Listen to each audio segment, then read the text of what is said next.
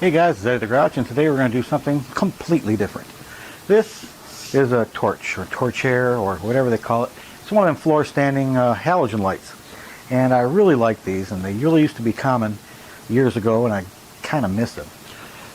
Well, the reason I like them is because they're indirect lighting. They don't glare on the TV screen, and they're bright, and they're instantly on, and they got a good light color. But it's a pole lamp. And I've had this next to my bed for a number of years, and it's nice for reading and such, but when you're trying to reach the end table, you're getting around this stupid post. And then you got to have that space between the bed and the table to put this thing here, and it does this, and well, I've kind of had it with that. So today I'm going to turn this into a wall lamp. Basically, I'm going to come off the wall about 8 inches or so, 10 inches to clear this. And I'm going to come out with a couple of posts, sideways posts. And I'm probably going to use EMT. It's cheap. A couple pieces of 1/2 inch. And I'm going to keep the knob kind of on the inside, because when you're reaching over, your hand, is this direction. I want to be doing this. So I can just reach up there and boom, boom, boom. And yeah. Maybe I go like that. I don't know. But either way, I'm probably going to weld it on. Now, I was thinking of ways to screw it and make it so I can disassemble it, but that's more complication than it really needs to be. I just want to screw that sucker onto the wall and get it up out of my way so I'm not banging my head on it and I can reach under it. There's already a hole here for the control, but if I remember correctly, the control has the dimmer close to one side. So I'm going to take this apart, see how the dimmer is configured, and see if I can move that lower and use that hole to fish the wire through, and that'll come through one of the legs of the support and with a grommet, and then shoot down the wall from there. So that'll be built in. I'll just duplicate the hole farther down if I can, and I'll have another support, because this is, I'm sure one piece of 3/4 inch would probably work fine, but I want to have a little bit of a mount anyway, so I'm just going to have maybe like a 6 to 8 inch spread between the two pipes. And I'll have ample room for a couple of screws that I can shoot in the wall and forget about it for the next 15 years. So that's what I'm going to be doing. Now I'm going to take this damn thing apart.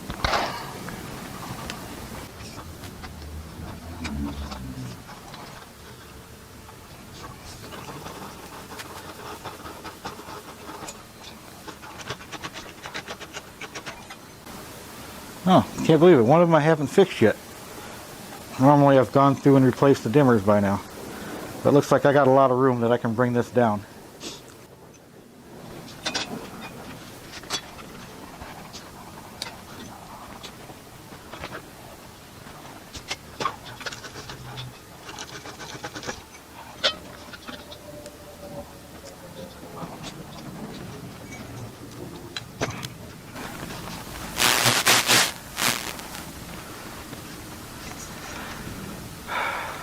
I'm going to take this apart and we'll get over to here when we'll start doing some stuff with it.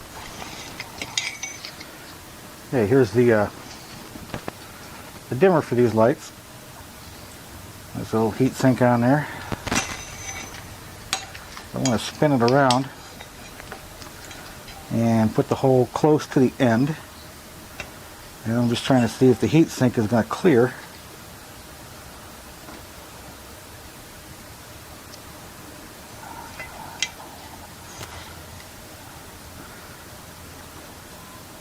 Looks like I can just clear that hole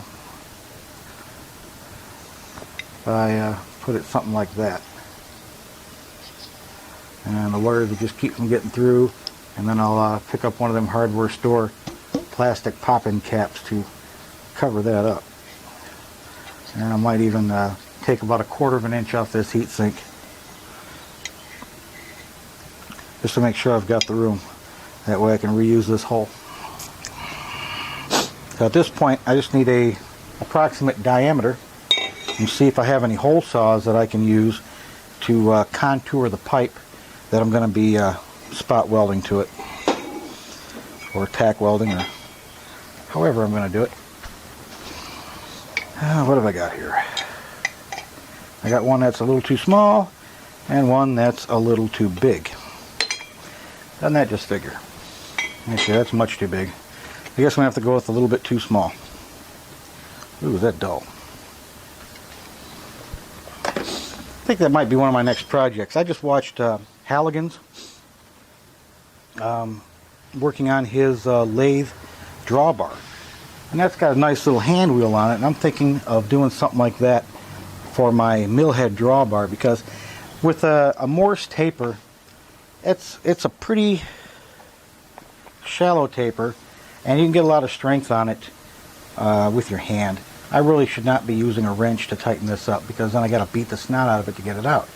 And with a machine like this, you know, the castings can be broken if you go too tight on them and you've got to hammer them out. So I'm thinking of just making a hand wheel, and that way I can do a toolless change. Well, I'll probably still have to tap it with a hammer to get it out, but it seems like a neat idea. I wouldn't have to use a wrench, and that way it'll keep me from going too tight. Hand tight should be sufficient. So we got this, we're going to need this. I'm probably not going to want the center bit in there. Let's get that out.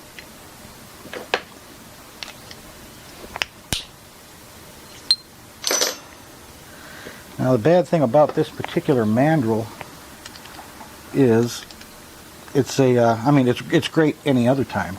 This one, you loosen up the nut and you can retract the pins and easily screw this off. The bad part is it's just a little bit loose.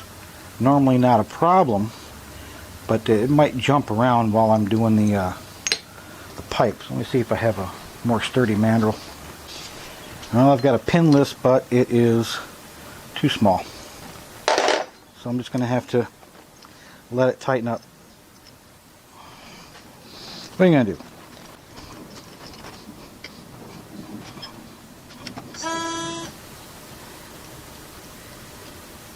It's just 3 damn bolts. Quit being so lazy, Ed. Big sissy.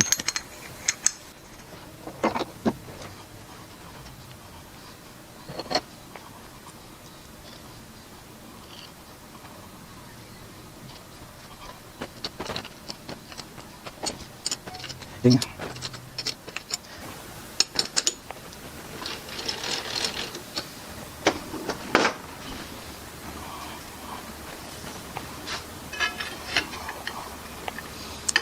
Fine, now I gotta take the bloody tailstock out of the way.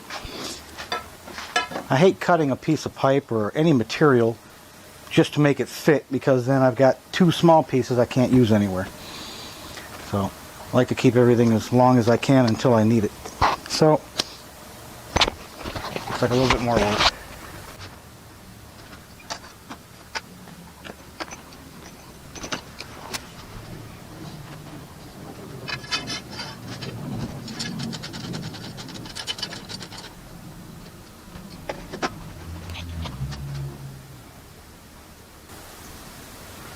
And here's hoping that the microphone is not acting up while I'm doing this.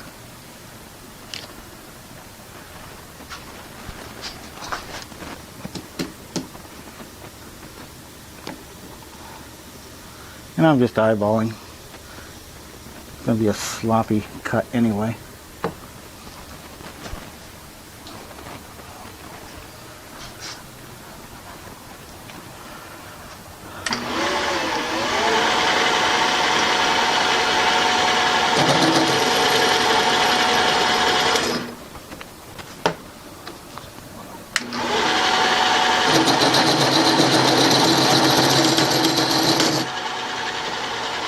Okay, maybe that's not that great of an idea.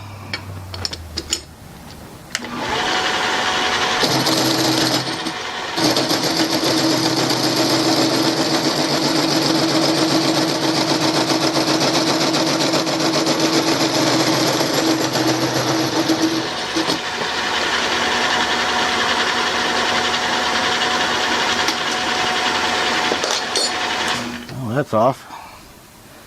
Kick it over a little bit.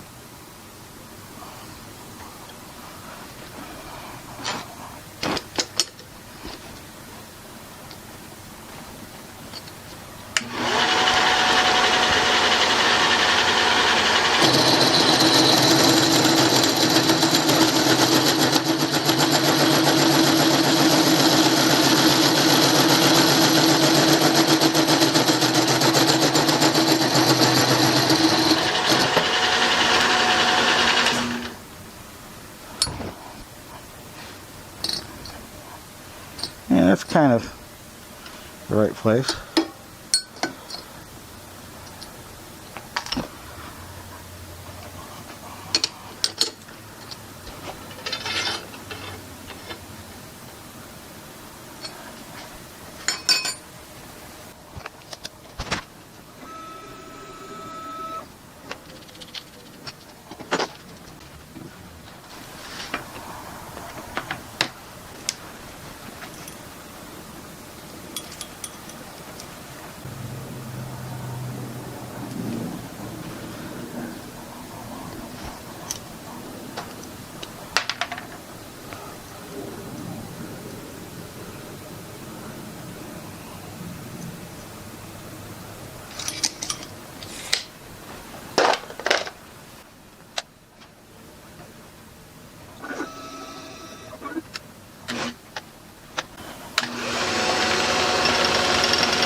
Oh, that's out of balance.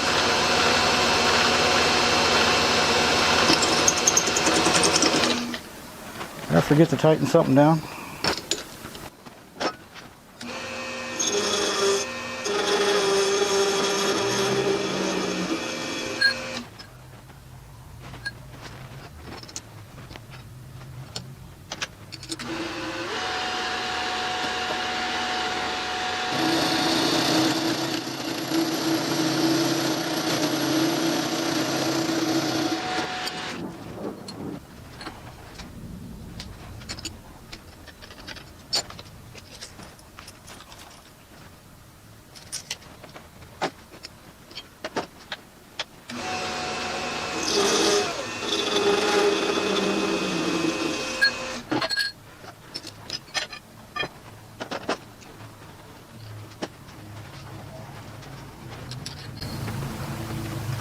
Now I'm going to give the ends cleaning up because these are coated.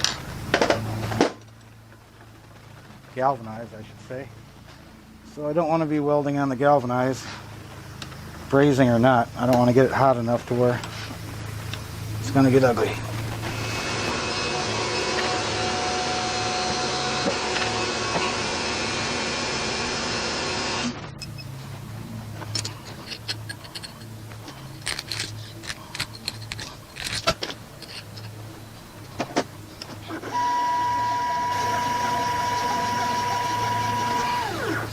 This could end a disaster. I think I'll clean it up a little bit closer and then move it in. Somewhere around there.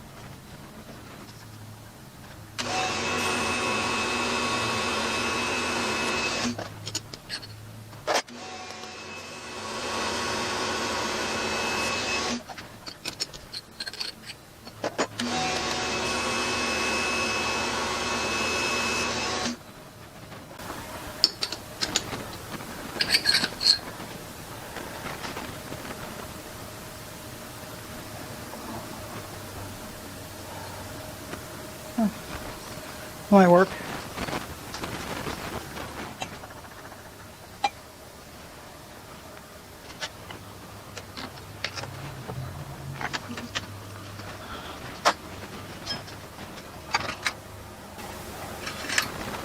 Let's see, is it 3/8?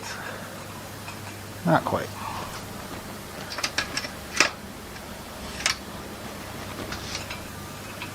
That'll probably work.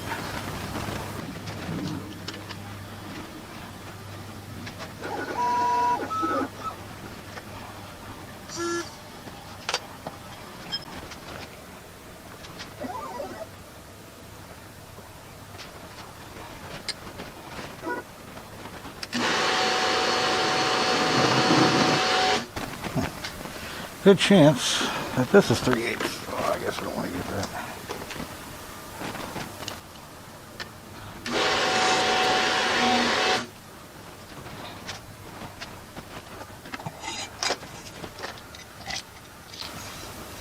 Now I got 2 holes. Ooh.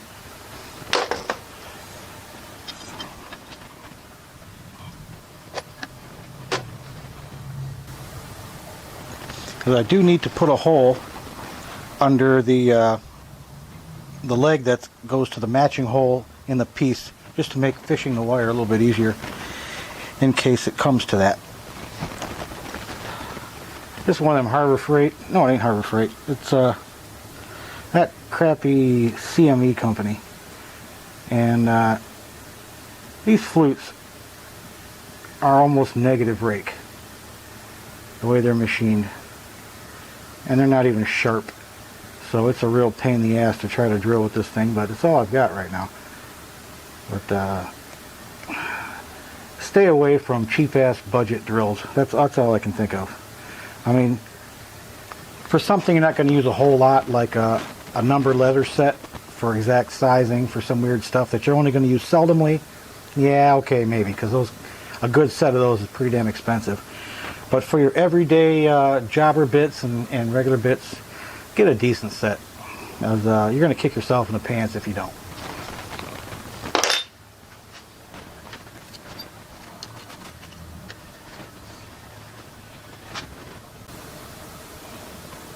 Now I'm just doing a quick and dirty centering up here.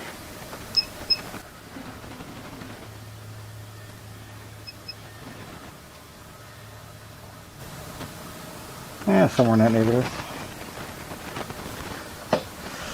So I'm going to want this piece is going on the wall. So I'm going to have at least 2 anchor bolts. So do I want to have my tubes right on the end with the bolts in the middle, or just shape these off? Have something like that. Bolt here, tube, and then the bolt hole there. And let's see if I can get through that with that flex. Nope.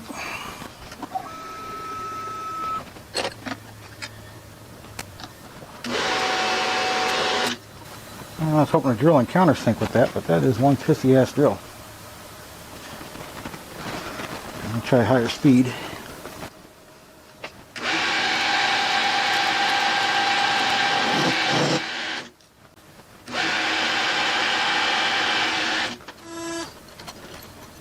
As long as I got the pilot bit out for my hole saw, might as well use it. I don't want to use oil because this is going to be painted. So I'll try to keep it dry. Not that size. Where'd the 1/2 inch go?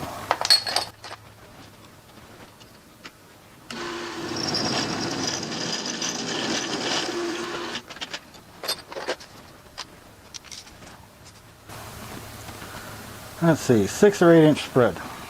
The lamp is pretty light. We'll go 6 inch.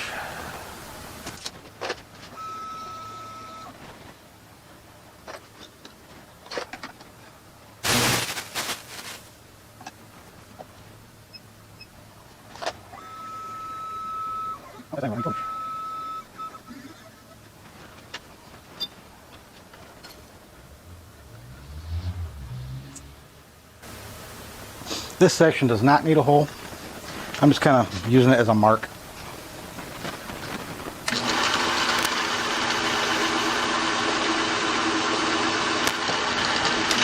So center my pipe over that one, and then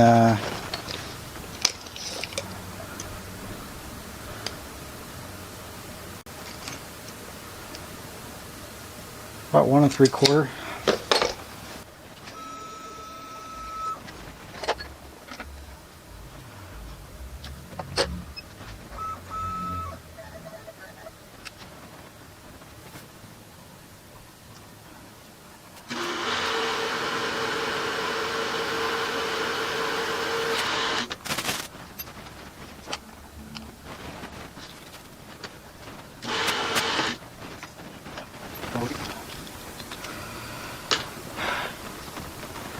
I don't want to wear out a single flute countersink trying to make a deep one for a countersunk style screw. So these multi-lit styles work a little bit better for that.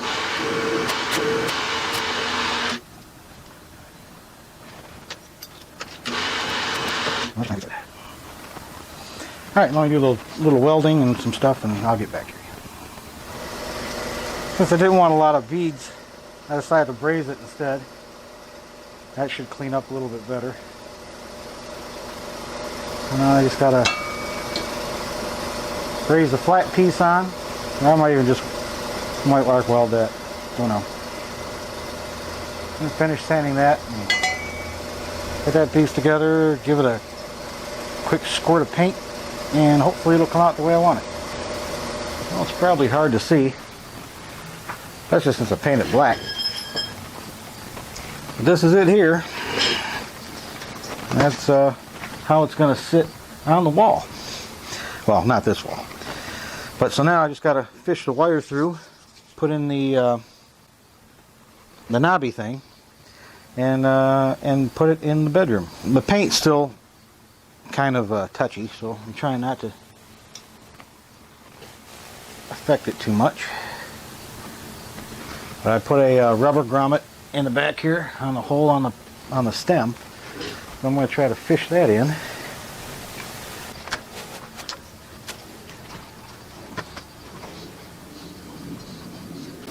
So I'll probably have to come out the back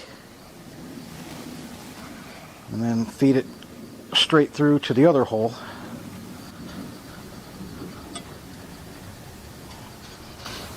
Ooh, went right through. How did I grab that sucker? Where's some little prongy things when you need them?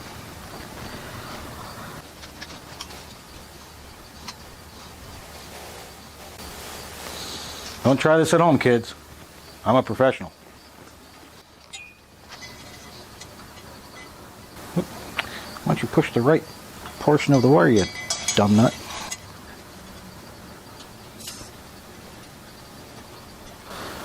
Okay, got that. So now I need a couple little wire nuts. And I just blocked my path off. Maybe I got some in here.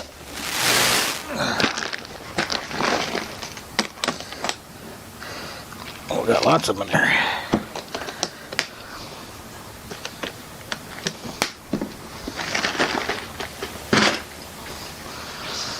And I'll need the light.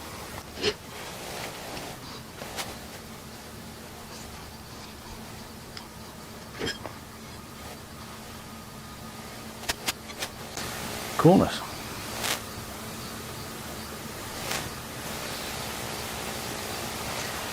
I'll just clip those wires now. We'll probably need a dimmer sometime in the near future. Now this cord here is, we call it zip cord in the trade. Though if you don't go to electrical supply, if you go to a Lowe's or someplace looking for it and ask for zip cord, they'll just look at you funny. But we just call it zip cord because you separate it and go zip. And anyway, this is for polarized plugs. This will have just 2 conductors, but in order to keep the grounding correct so you don't get zapped, it's got the plugs with the wider spade on it to only plug in one direction. And to keep that polarity, even though there's really no such thing as polarity with AC, but to keep the ground intact, because your house is grounded through the neutral typically, or at least it should be, and that keeps you from getting zapped. You don't want the pole to be live, you want that to be ground or neutral. Anyway, all zip cord has either a stripe, airplanes, motorcycles, trains, you bastards. Alright, tell me, why does everybody who has a Harley have to take off the damn mufflers? So anyway, back to the 2 conductor cable here. Just ask for lamp cord, and it comes in like 16 gauge, 18 gauge, blah blah blah. And it is going to be marked as far as knowing which conductor does what from one end of the lamp cord to the other. So you can line it up and use the same polarity on the receptacle side if you're changing it. But either way, it's going to have either a stripe or some ridges. You ain't going to be able to see it from here, but trust me, there's some ridges molded into one side of the lamp cord, and the other lamp cord is going to be smooth. So when you split it off and you twirl it around, you're going to see smooth except for the little place where it was attached in the middle. On the other side, it's going to have ridges around it or a stripe. The stripe is going to be your neutral. And that way, when you do it with the plug correctly and the lamp correctly, the body stays neutralized and not the hot leg. So observe your polarities. And when you get to the actual light bulb point, now it doesn't make a difference here because the halogen lights, the way they are with two open ends, it doesn't really matter which way you wire them up. But when you have an incandescent bulb or a screw-in A-base style, you want your outer ring, the screw threads, to be neutral. Because say you got a light that burned out and you don't know if it's on or off because it doesn't come on, so you might be still powered at the switch. So when you unscrew the bulb, you don't want to be accidentally touching the little brass bit around the bulb and get zapped. So you want that part to be neutral. So that's why you want that outer ring to be on the striped, your white wires to be on the striped, and the plug to be on the stripe.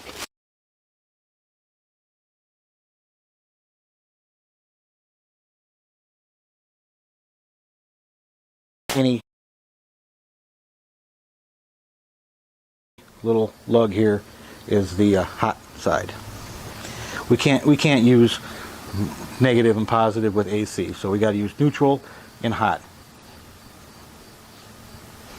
Anyway, enough yapping. Let's get this together so Joanne will leave me alone so she can have her light back.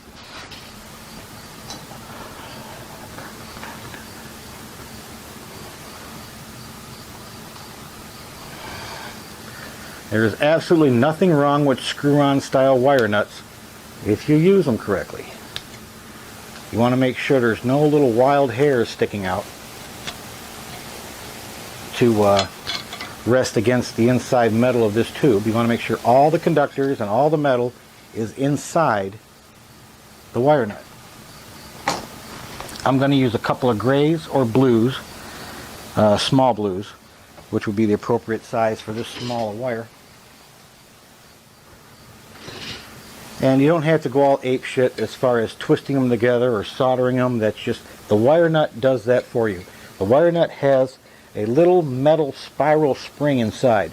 And when you tighten that onto the conductors, that metal spring grips everybody and squishes them together, and it's a really good sound connection. They're not watertight, but they're really sound. And when you're doing alike and alike wires, let's say you have two-stranded, like this is. I'll make sure I got my polarity right. Yep. You just have the tops of the wires even with each other. Give them a quick twist just to make it easier for you.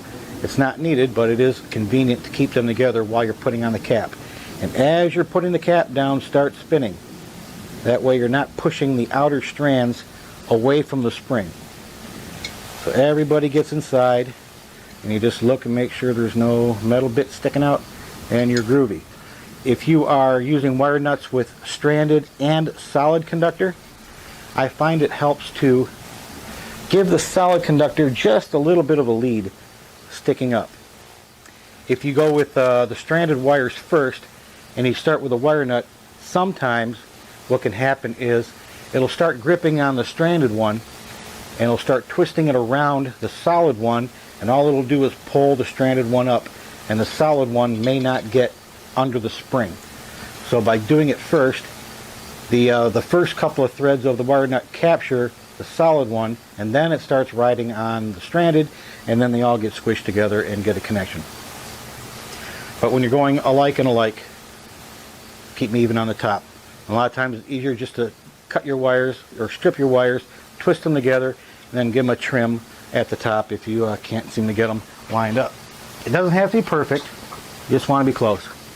No hair sticking out. Start my spinning. Give them a good crank.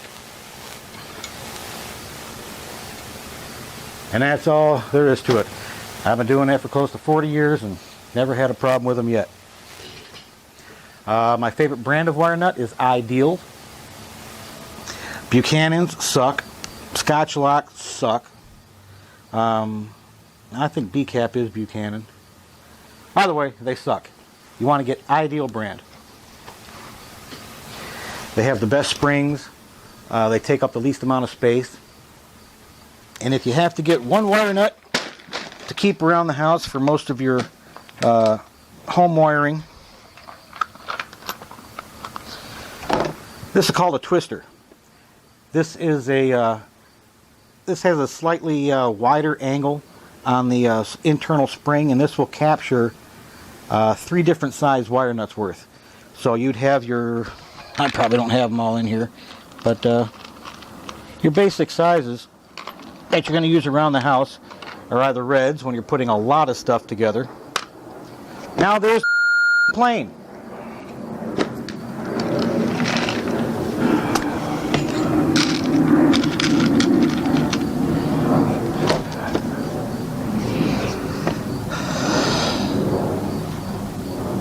You'll have these little blues. That's probably the smallest I keep around the house, because a small blue will encapsulate these small wires and maybe 1 or 2 more. I keep the grays because I use them for telecommunications and smaller wires, really mini stuff. But this will encapsulate the small blue. The next size up would be the black and white that come with a lot of lamp kits. But a lot of times those don't have the little spring inside. So if you look inside a wire nut and you just see plastic, throw it in the garbage and get a real one. And then you'll have the small yellow, which is really common. And the yellow range is right in the middle of this one. So this will do the blue, black, red, yellow.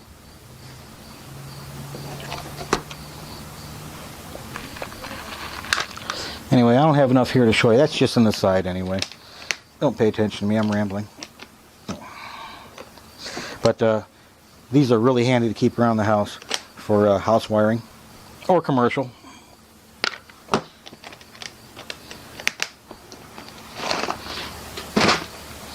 And I try to use the smallest wire nut that comfortably fits the wires, because it ain't nothing worse than trying to pack a small box full of red wire nuts.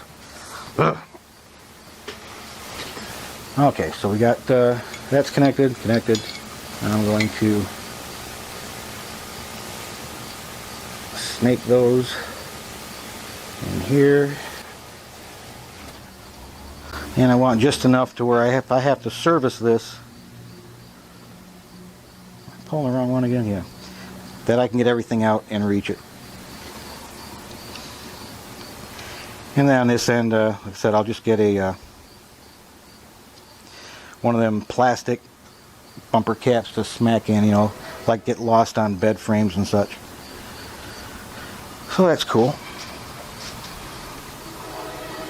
There's the train. So I'm expecting either the compressor or my cat, the phone to ring.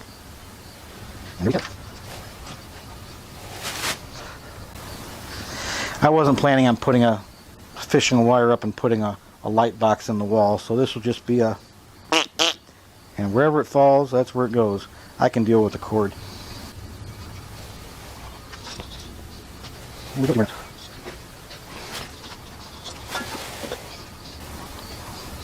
Make sure you get all them little hairs where they're supposed to be.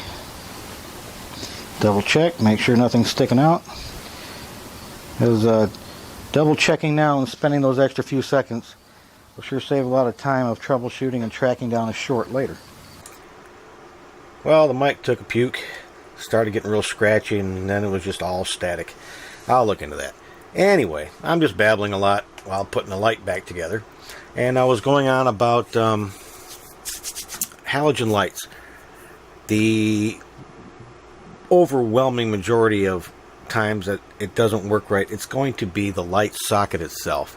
There's a lot of heat there in a halogen light, and they pull a lot of current compared to a standard bulb. And those spring-loaded tabs, well, I don't know what happens there. Some kind of weird cosmic rays are emitted, and it tears up those things. So if you have a problem with them, with the light not coming on when you flip the switch and giving it a smack and it comes on, well, you know to check that darn socket. To clean up a halogen tube socket, it's going to be 2 pieces, one for either end. They come separately for some reason. And the best way I found to clean them is, if you have one, is to use a sandblaster on them. Pull them out of the light, screw them down to a bench, and just have at it. If you use a wire wheel, the porcelain or the ceramic tends to pull the metal off the wire wheel, and it becomes conductive. And you'll find that gray, silvery coating all over everything, and that's probably not a good idea. It'll affect the heat dissipation and make the section conductive, so you may have an arcing issue, and it's possible that there could be some conduction between one of the sockets and the metal frame of the light, and that's not good. So I would use a very, very small wire wheel on the end of a Dremel, a stiff wheel, and if I had no choice. So that would be the last resort. What I'm using here is something called a Sand-It, and it is a large plastic Q-tip that has abrasive grits on the ends. I think with these, one side I think is a 200 and the other side's a 400, and I think I picked them up at a flea market, but I did track them down for you, and I'll post a link in the description where you can pick them up at Amazon.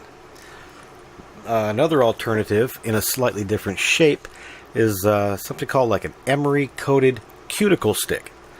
It's what people use to mess with their nails and such, and I couldn't really track those down at a common place where you can pick them up, so you might have to check a beauty store, maybe a drugstore will have them.